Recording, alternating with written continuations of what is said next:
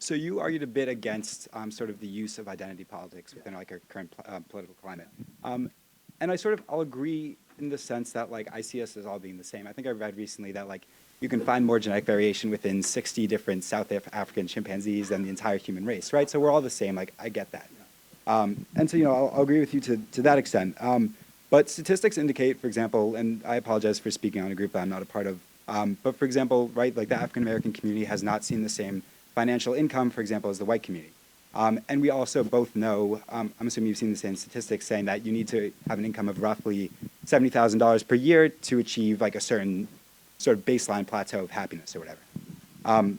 So I just don't understand how you can argue against not gender politics, but identity politics, given the fact that there are very specific groups of people based on their race, based on their religion, based on the color of their skin, that are repressed within our current country.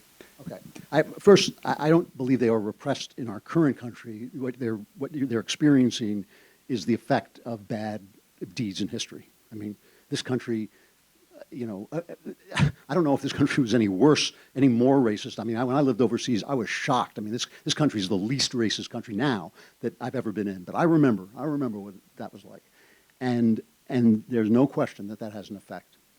The theory behind what you're saying, okay, is that you can fix the past, and that you fix the past by counterbalancing the past. So in other words, you say, well, white people were miserable to black people, and they were. We all agree, right? That's part of the sad history of this country. Every country has sad history. That's part of ours.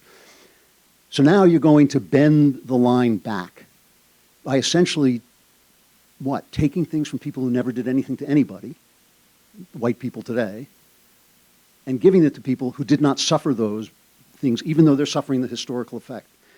And what I believe and what I know to be true is that every injustice goes on one side of the scale.